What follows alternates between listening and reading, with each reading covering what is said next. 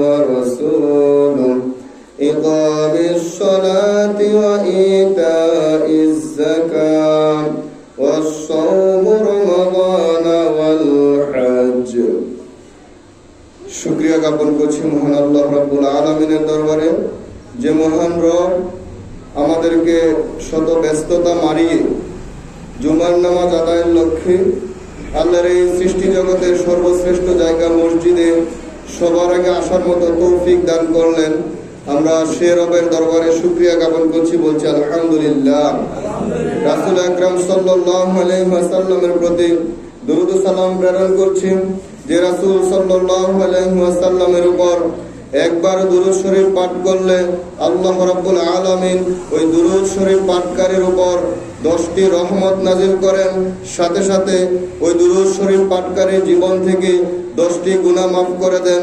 অতঃপর আল্লাহ রাব্বুল আলামিন ওই দুরূদ পাঠকারীর 10টি মর্যাদাকে উন্নীত করে দেন। যে রাসূল সাল্লাল্লাহু আলাইহি ওয়াসাল্লামের প্রতি আমরা দরুদ ও সালাম প্রেরণ করছি, বলছি সাল্লাল্লাহু আলাইহি ওয়াসাল্লাম। শুহাদাদের আত্মার মাগফিরাত কামনা করছি।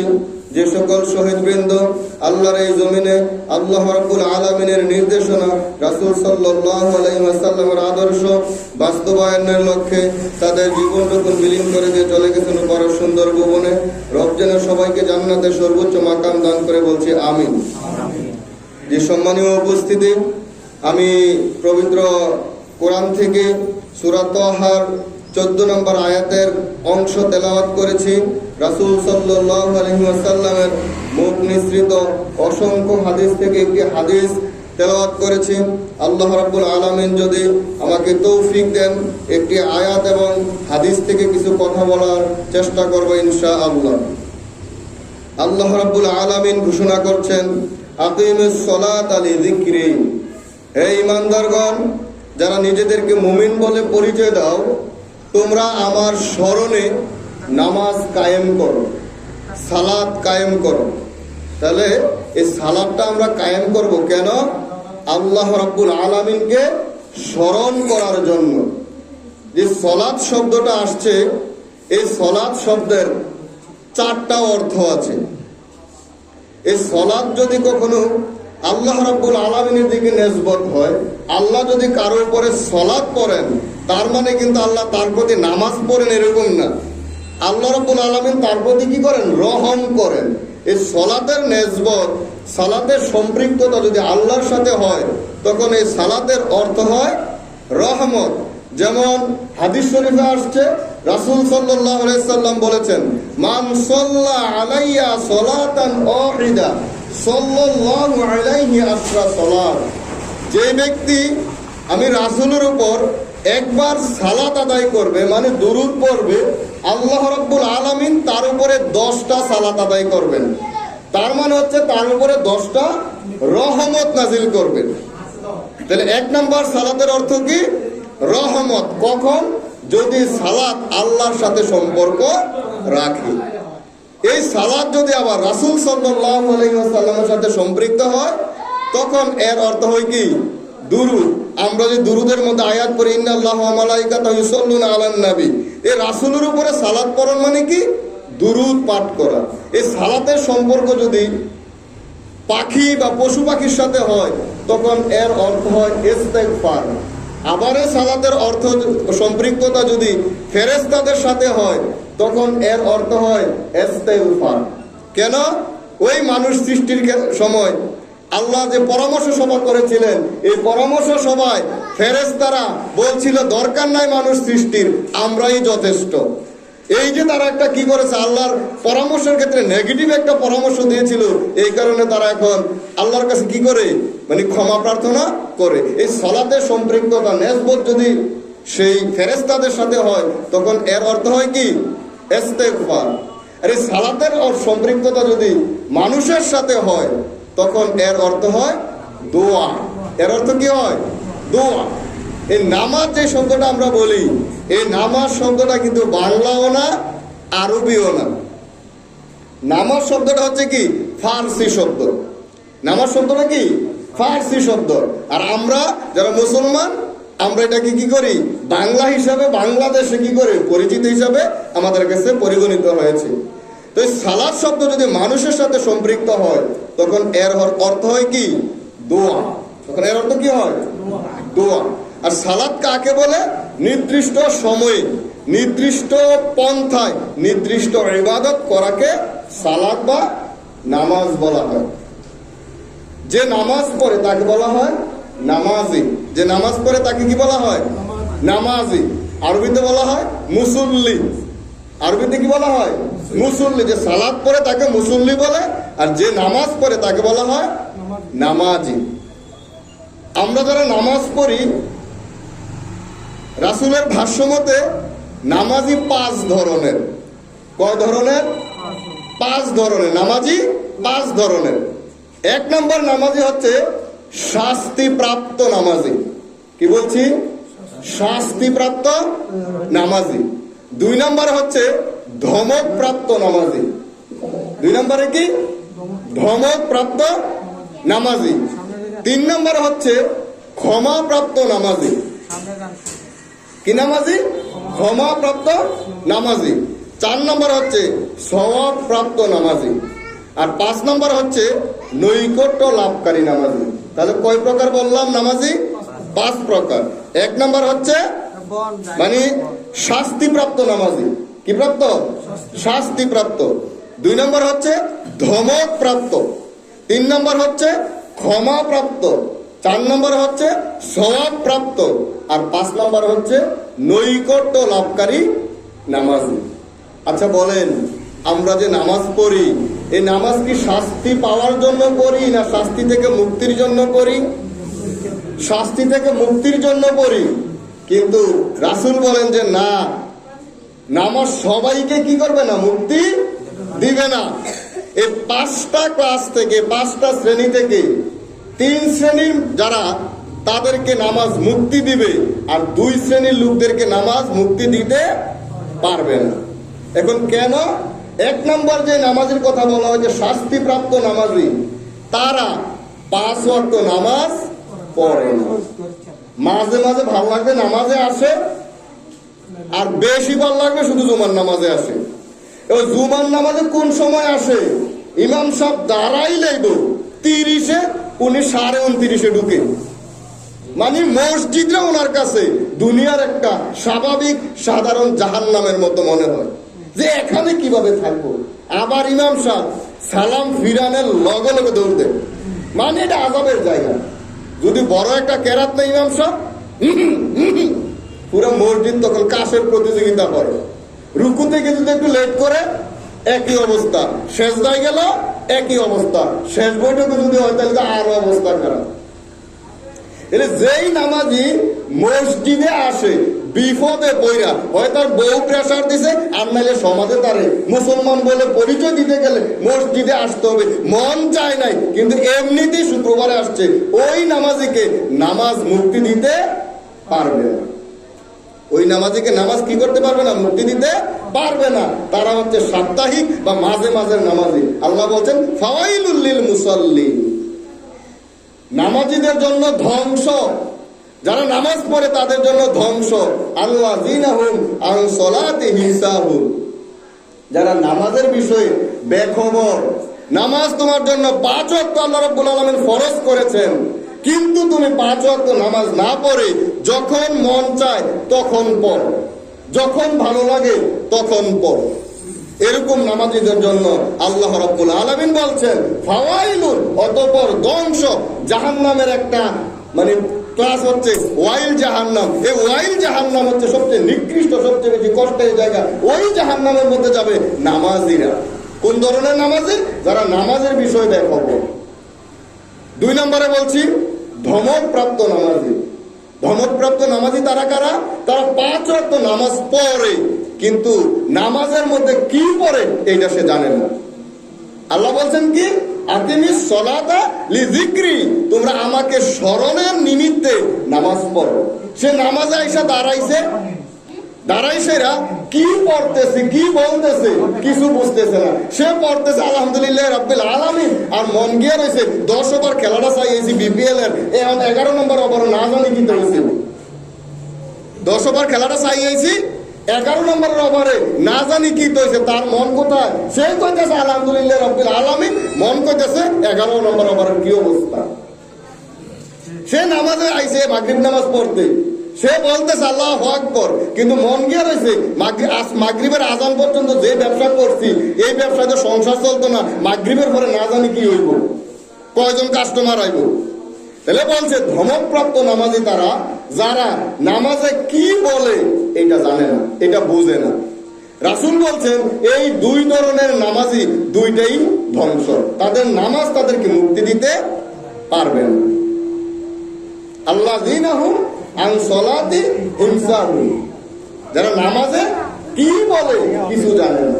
আল্লাহ বলছেন লা তাকরাবুস সলাতা ওয়া আনতুম সুকারা, তোমরা নেশাগ্রস্ত অবস্থায় নামাজের কাছে যাইও না। কারণ কি, যখন নেশা করে মানুষ তখন তার বুদ্ধি বিবেক কাজ করে না, সে কি বলে না বলে, কি করে না করে তার মাঝে কোনো খেয়াল দিশা থাকে না। খাইছে মদ, সুজা রাস্তা ঠেলতেছে, এটা বেয়া হয়ে গেছি, সুজা করতেছে। আর যখন রাস্তা ঠেলে কি মানে সুজা করা যাবে, এখন সুজা করার চেষ্টা কেন করতেছে, বুদ্ধি বিবেক তার কাজ করতেছে না। নামাজে যখন তুমি দাঁড়াইবা নেশাগ্রস্ত অবস্থায়, তখন তুমি বলবে আলহামদুলিল্লাহ রাব্বুল আলামিন, চিন্তা করবো অন্যতম। এই কারণে এই নামাজীদের জন্য কি দুর্ভোগ।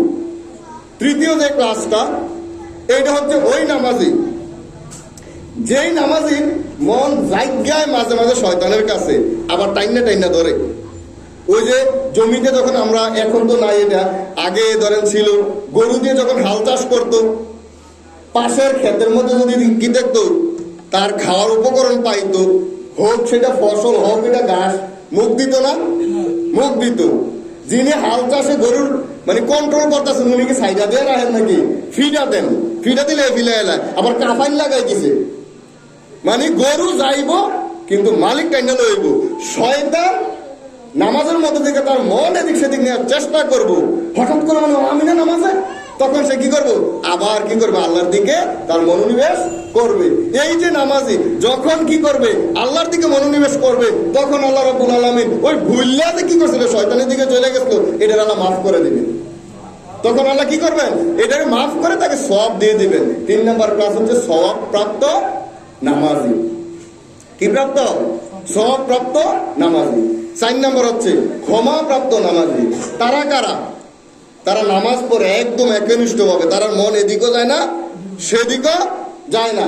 নামাজ যে জান্নাতে নেওয়ার জন্য আসছে, নামাজ যে আসসালাতু মিফতাহুল জান্নাহ, এটা যে জান্নাতের চাবি, সেই চাবিটারে ঠিক রাখছে। এই চাবিতে জন্দরতে দেয় নাই, ধাত বাঁধতে দেয় নাই। যেরকম নামাজ পড়া দরকার এরকম নামাজই পড়ছে, যেরকম নামাজ পড়া দরকার এরকম নামাজই পড়ছে।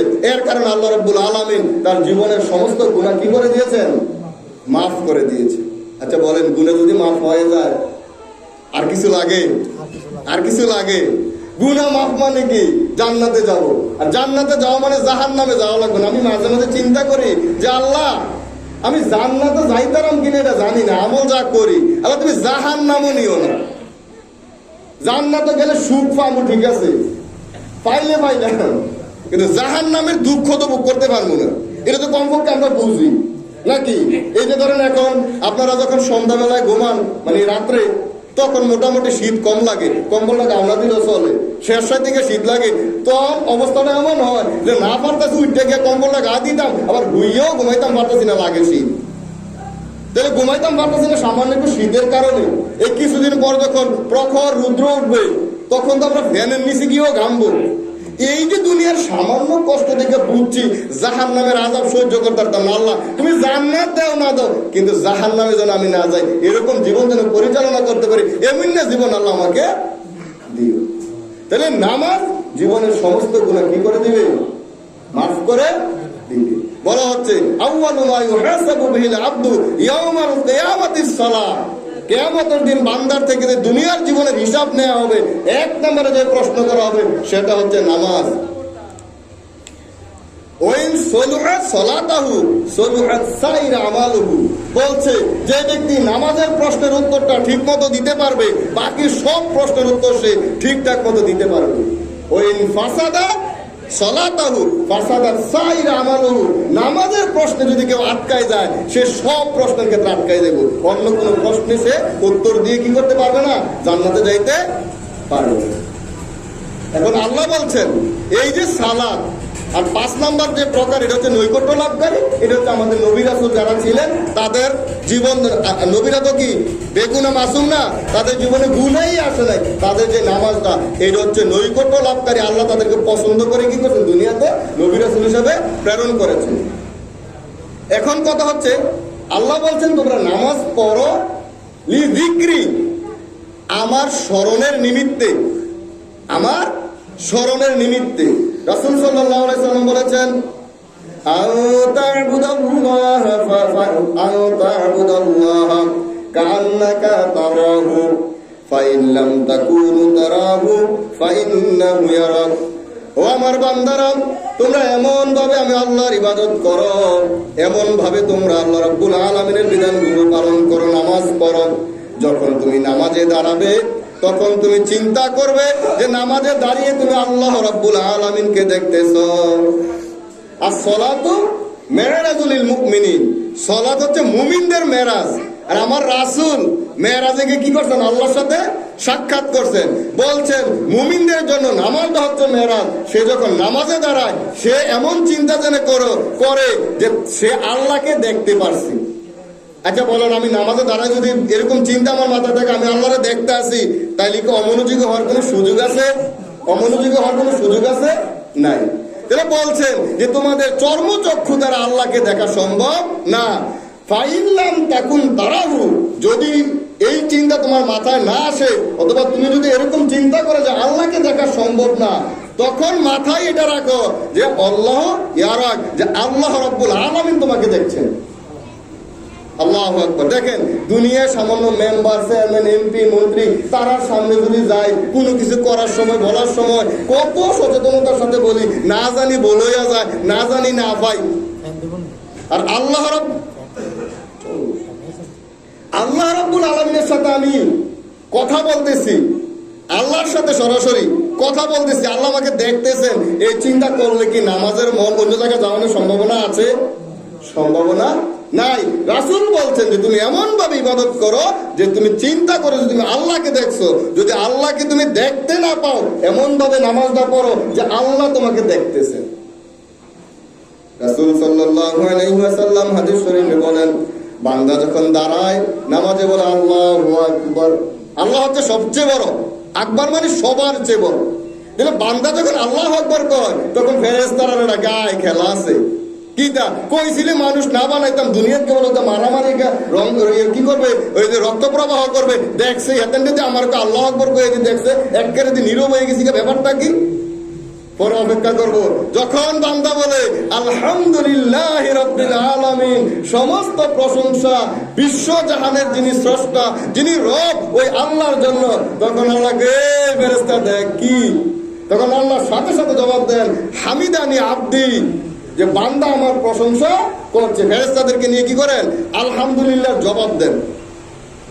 এরপরে যখন আমরা বলি আর রহমানির রহিম, তখন আল্লাহ রাব্বুল আলামিন কই ওই ফেরেশতারা দেখ আমার বান্দা কি করতেছে, আউসানি, আমার গুণকীর্তন কি করতেছে, গাইতেছে। এরপরে যখন আমরা বলি মালিক ইয়াউমিদ্দিন, তখন আল্লাহ বলে এই ফেরেশতারা শোনো, মাজ্জাদানি আব্দি, বান্দা দেখ আমার মর্যাদার স্বীকৃতি দিচ্ছে। তারপরে যখন আমরা বলি ইয়্যাকা না'বুদু ওয়া ইয়্যাকা নাস্তাঈন, তখন আল্লাহ বলেন এটা হচ্ছে বাইনি ওয়া বাইনা আব্দি, আমি এবং আমার বান্দার মধ্যে একটা সম্পর্ক। আমি বলছিলাম তারা দুনিয়াতে গিয়ে ইবাদত করবে, তোমরা বলছিলে ইবাদত করবে না, দেখো ইবাদত করতেছে, ইবাদত করতেছে, আমার কাছে সহযোগিতা চাচ্ছে। এখন আমি আল্লাহ, আমার দায়িত্ব হয়ে গেছে বান্দাকে সহযোগিতা করা। তখন আল্লাহ বলে এ বান্দা তুমি কি চাইবা আমার কাছে চাও, যা চাইবা তাই দিব। তখন আমরা বলি ইহদিনাস সিরাতাল মুস্তাকিম, আল্লাহ আমাকে সরল সঠিক পথ দেখাই দাও, এই পথের মধ্যে অবিচল রাখো। সিরাতাল্লাযিনা আন'আমতা আলাইহিম, পৃথিবীতে তোমার প্রিয় বান্দা, নেক বান্দা যারা ছিল তারা যেই পথে চলে তোমার নিয়ামত প্রাপ্ত হয়েছে, জান্নাত উপযোগী হয়েছে, ওই পথে আমাদেরকে কি করো, পরিচালনা করো। গায়রিল মাগদুবি আলাইহিম ওয়ালাদ-দাল্লিন, ওই সকল লোকদের পথে না, যাদের প্রতি তুমি আকৃষ্ট মানে রাগান্বিত, যারা পথভ্রষ্ট হয়ে গেছে, ওই পথভ্রষ্টদের কাতারে আমাদেরকে নিও না। তখন ফেরেশতারা বলে আমিন। ফেরেশতারা কি বলে? আমিন। আচ্ছা বলেন, আমরা নামাজে যদি দাঁড়িয়ে এরকম চিন্তা করি, আমি যখন বলছি আলহামদুলিল্লাহ রাব্বিল আলামিন, আল্লাহ কইতাছে হামিদানি আব্দি, হে আমার বান্দা প্রশংসা করছে, তাই লিখে মনন নিবেন যে আল্লাহ করে সরাসরি কথা কইতাছি। এখন বলছে যে আপনার নামাজ সমস্ত পাপ কাজ থেকে কি করে মানুষকে বিরত রাখি। এখন এক লোক নামাজও পড়ে সুদও খায়, নামাজও পড়ে ঘুষও খায়, নামাজও পড়ে মিসাও কয়, নামাজও পড়ে খেতার আইন ঠেলে, নামাজও পড়ে মানে ফাও কাজও করে। তাইলে নামাজ বললো যে নামাজ মানুষকে তানহানিল ফাহশাই ওয়াল মুনকার, পাপ কাজ এবং খারাপ কাজ থেকে বিরত রাখে। ওই ব্যক্তিকে নামাজ বিরত রাখতে পারতেছে না কেন? ওই নামাজটা আল্লাহ রাব্বুল আলামিন যেই কারণে ফরজ করেছেন, আমরা নামাজও ওইভাবে পড়তে পারতেছি না, ওইভাবে আমরা নামাজটা পড়তে পারতেছি না। এই সিস্টেম আমরা ফলো করার কারণে এই নামাজ থেকে আমরা উপকার নিতে পারতেছি না। আমরা নামাজও পড়ি, খারাপ কাজও করি। আমি সকলের প্রতি উদারতা আহ্বান জানাবো, রাসূল সাল্লাল্লাহু আলাইহি ওয়াসাল্লাম মেরাজ থেকে আমাদের জন্য উপহার কি এনেছিলেন? নামাজ। কি এনেছিলেন? নামাজ। তাইলে গত জুমায় আমরা মেরাজের আলোচনা করেছিলাম। মেরাজ থেকে আমাদের উম্মতের, রাসূলের উম্মতের জন্য শ্রেষ্ঠ উপহার হিসাবে নামাজ নিয়ে আসছিলেন। এই নামাজ হচ্ছে বেহেশতের চাবি। বলা হচ্ছে সলাতু ইমাদুদ্দিন, বিল্ডিং এর ফাউন্ডেশন যেমন দুর্বল হইলে সামান্য একটু জাকি খাইলে ভাঙ্গা পড়ার সম্ভাবনা থাকে, আর স্ট্রং হইলে বিশাল বড় ভূমিকম্প হইলে টিকা থাকে। এই সালাত হচ্ছে ফাউন্ডেশন ইমানের। এই সালাত যদি শক্ত হয়, ফাউন্ডেশন শক্ত হয়, ইমান শক্ত হইবে। সালাতে ঝামেলা হইলে ইমানে ঝামেলা। ছোটখাটো লুবে পড়লে কি করবেন? ইমান হালাই দিয়ে জাহান্নামে যাবেন না। এই কারণে আমাদেরকে সালাত ঠিক করতে হবে। আচ্ছা বলেন, আমরা যদি সালাতটা ঠিক মতো পড়তাম চাই, তাহলে যেই জায়গায় সালাতটা আদায় করব, ওই জায়গাটা কি ভালো হইলে ভালোভাবে পড়া যায়, না যে কোনো একটা জায়গা হইলেই পড়ানো যায়? ভালো জায়গা লাগে। এই যে আপনারা ধরেন মসজিদে আসছেন, গেজাগেজি করে বসছেন, এই মসজিদে যদি আরেকটু বড় হইতো তাহলে একটু রিল্যাক্সে বসতে পারতেন, নাকি রিল্যাক্সে বসতে পারতেন, তাহলে গরমটাও কম লাগতো। আবার দেখে গেছে আরেকজনের শরীর থেকে তো ধরেন ঘামের গন্ধ তো এইটা আসার সম্ভাবনা আছে, ঠিক আছে, এটাও পাইতেন না। এখন এই মসজিদটা সুন্দর করা দরকার নেই, নাকি দরকার নেই? কথা বলেন। আমি কালেকশনের বক্তা না, তো বুঝে নই, কোন প্রয়োজন নেই কালেকশন কি করে। এই মসজিদে একটু বড় হওয়া দরকার, একটু সুন্দর হওয়া দরকার। সুন্দর হলে আমরা রিল্যাক্সে একনিষ্ঠতার সাথে আল্লাহকে ডাকতে পারবো। যদি আমরা আল্লাহকে ডাকা সন্তুষ্ট করতে পারি, আমি শুধু সব পাবো না, আপনার যে সহযোগিতার কারণে মসজিদটা সুন্দর হলো আপনিও পাইবেন, যারা সহযোগিতা করছে। এখন ধরেন আমার একটা কথার কারণে 10 জন লোক কি করলো? এক ওয়াক্ত করে নামাজ পড়লো, 10 জনে এক ওয়াক্ত করে সব পাইছে, আমি কয়েক তো 10 ওয়াক্ত। তাহলে আমার একটা কথার কারণে কত কিছু হয়ে গেল। আপনি মসজিদে একটা ইট কিনা দিচ্ছেন, এই ইটের কারণে মসজিদে কমপ্লিট হয়ে গেল। এই মসজিদ যতদিন কায়েম থাকবে, যতদিন মসজিদে মুসল্লিরা নামাজ পড়বে, তারা যা সওয়াব পাবে সব সওয়াবের কপি কি আপনি পাইবেন না? পাইবেন কিনা? তাহলে আসেন এই মসজিদটা সুন্দর করার ক্ষেত্রে আমরা যার যার অঙ্গন থেকে সর্বোচ্চ সহযোগিতা করব। আমি ওই দিন আপনাদেরকে বলছিলাম, আবু বকর রাদিয়াল্লাহু তাআলা আনহুর ঘরে কিচ্ছু নাই, সুই সুতা ঝাড়ুড়ি এনে রাসূলের কাছে দিয়েছে। আমাদের যার যা আছে তা নিয়ে আমরা মসজিদটাকে সুন্দর করার ক্ষেত্রে ভূমিকা রাখবো। আল্লাহ বলছেন, ওমান জাহাদা ফাইন্নামা ইউজাহিদু লিনাফসি, যেই ব্যক্তি চেষ্টা করে সে তার নিজের লাভের জন্যই কি করে? চেষ্টা করে। এই মসজিদ বিনির্মাণে যদি চেষ্টা করি, বানাল্লাহু বাইতান ফিল জান্নাহ, আল্লাহ রাব্বুল আলামিন এই চেষ্টাকারীদের জন্য জান্নাতে এরকম ঘর বানাই দিবেন। সুবহানাল্লাহ। জাহান্নাম থেকে মুক্তি পাইতে হলে জান্নাতে যাইতে হইব, আর জান্নাতে যাইতে হইলে এই মসজিদ কি লাগবে? সুন্দর লাগবে। ভাই মসজিদ আইলে যেমন মনই নাতিকে এনেকে বেশিক্ষণ বই থাকতাম, পারতাম না। সময় 5 মিনিট ওভার হয়ে গেছে, আমিও উঠছি লেটেই, মানে আমার মাইকে দিছে দেরিতে, কি আর করবো। সব মিলে আপনারা একটু আগে আসেন ভাই, একটু আগে আসেন। এই মসজিদ এটা মুমিনদের জন্য মাছ পানিকে যেভাবে পছন্দ করে এরকম হওয়ার কথা। আচ্ছা বলেন, মাছ যদি মাটির উপরে থাকে শান্তিতে থাকে নাকি? খালি পানি যাইতে চায়, পানি ফরতাল না আরেক কাইজের কি শান্তি? বলছে মুমিনের জন্য এই মাছের মতো মসজিদ রইব, বাইরে যাবো খালি কোন সময় মসজিদ হইব এই চিন্তা করব। বলছেন 8 ধরনের ব্যক্তিকে আল্লাহ, 7 ধরনের ব্যক্তিকে আল্লাহ রাব্বুল আলামিন আরশের নিচে জায়গা দেবে। রাজুলুন কলবুহু মুআল্লাকুন বিল মসজিদ, এমন ব্যক্তি যার অন্তরটা মসজিদের সাথে ঝুলন্ত। ইজা খারাজা, যখন মসজিদে বাড়ি যায় কুম্বালা ফিরাইব এই চিন্তাটা মাথার মধ্যে রাখে। মসজিদে আইলে যদি ধরেন মানে গুণ ফরে মাথার মধ্যে, এরপরে ধরেন মসজিদের যে মুসল্লাগুলো এগুলো যদি বালুর ধরেন স্তূপ পরে ফিরা এদিকেও বিল্ডিং বানানোর মতো অবস্থা যায়, তাহলে মানুষ মসজিদে আইব না। সব সর্বশেষ যে কথাটা সেটা হচ্ছে এই মসজিদটাকে সুন্দর আমরাই করবো ইনশাআল্লাহ। সুন্দর করার ক্ষেত্রে যার যার অঙ্গন থেকে আপনারা ভূমিকা রাখবেন। দায়িত্বশীল যারা আছেন তারা তো আপনাদের কাছে যাচ্ছে, সর্বোচ্চ পরিমাণ সহযোগিতা আপনারা করবেন, কিপটামি করবেন না। আর সদকা তো তারুদ্দুল বালা, দান খয়রাত বিপদ মুসিবতকে কি করে দূরে ঠেলে দেয়। বিপদ আইতে আছে, আপনি দেখেন যে